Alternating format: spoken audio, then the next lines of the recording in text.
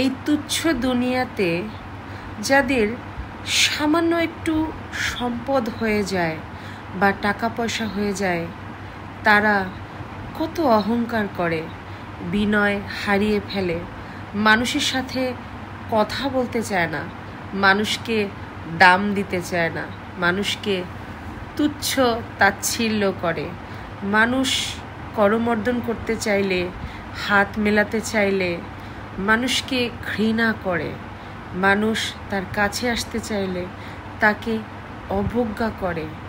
এই দুনিয়াতে সামান্য একটু সম্পদে মানুষের কতই না অহংকার, মানুষ নিজেকে কি না মনে করা শুরু করে। মানুষ সামান্য একটু সম্পদের এত অহংকার করতে পারে। মানুষ একবারও ভাবে না যে আজকে আমি সম্পদশালী, বাট এক সেকেন্ড পর আমি কিন্তু কবরের নিঃস্ব লাশ হয়ে যেতে পারি। মানুষ কিন্তু একবারও ভাবে না এই সম্পদ কিন্তু আমি কবরে নিয়ে যেতে পারবো না। এই সম্পদের প্রত্যেকটা কণা, প্রতিটা বিন্দু, প্রতিটা অংশ আমাকে এই দুনিয়ার মাটিতেই রেখে যেতে হবে, সাথে তো কিছু নিয়ে যেতে পারবো না রে ভাই। তাহলে কিসের এত অহংকার, কিসের এত গরিমা? আমরা নিজেকে কি মনে করি? আমরা সামান্য কাদা মাটি থেকে তৈরি, আমরা মাটি থেকে তৈরি। কাদামাটি তো দেখেছেন যে কাদামাটি নর্মালি মানুষ গায়ে মাখলে মানুষের শরীর নোংরা হয়ে যায়, ময়লা হয়ে যায়, বারবার পানি দিয়ে আমাদের পরিষ্কার করতে হয়। সেই কাদামাটি থেকে আমরা তৈরি।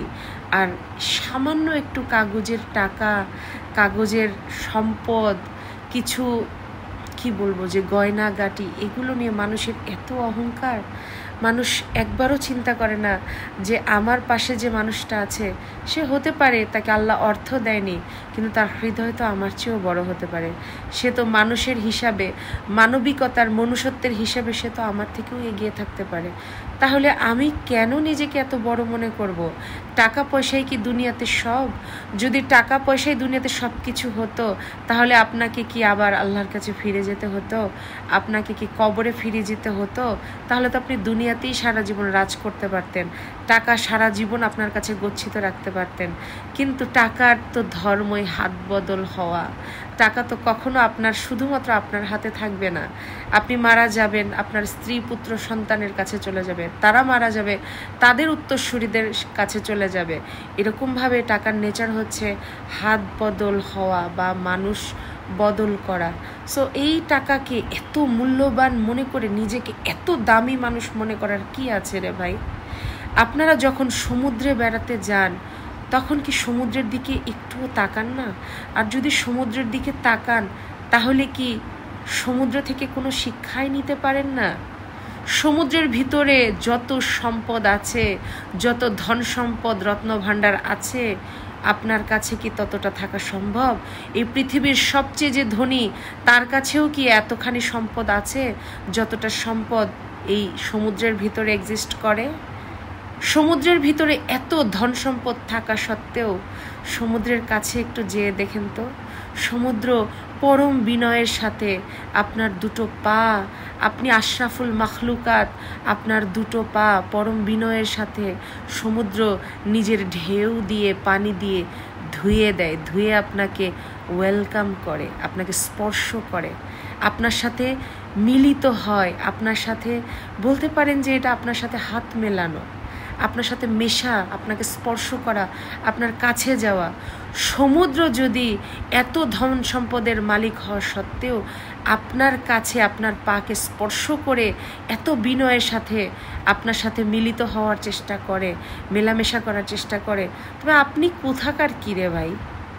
ঠিক আছে, আপনার কি এমন আছে এই দুনিয়াতে যারা বড় বড় টাকাওয়ালা মানুষ, মুকেশ আম্বানি, তারপর হচ্ছে বিল গেটস, এগুলোর মানে ওনাদের সম্পদ কতটুকুই বা আছে?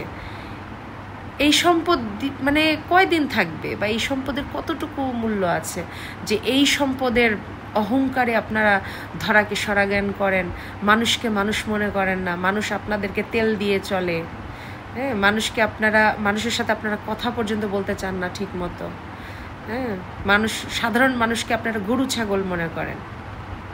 একটা বারো কি চিন্তা করেন এই সম্পদ আপনি কি নিয়ে যেতে পারবেন সাথে, নাকি একটা কানা করি আপনি নিয়ে যেতে পারবেন না?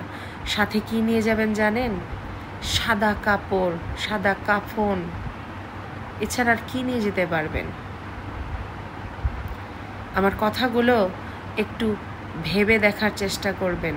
আর যখনই পাহাড়ের কাছে যাবেন, সমুদ্রের কাছে যাবেন, পৃথিবীতে আল্লাহর প্রত্যেকটা সৃষ্টি এক একটা শিক্ষা দিবে আপনাকে। প্রত্যেকটা সৃষ্টির কাছ থেকে শিক্ষা নেওয়ার চেষ্টা করবেন এবং নিজেকে বিনীত করবেন, নিজেকে বিনয়ের সৌন্দর্যে ভূষিত করবেন। বিনয় হচ্ছে মানুষের সবচেয়ে বড় অলংকার।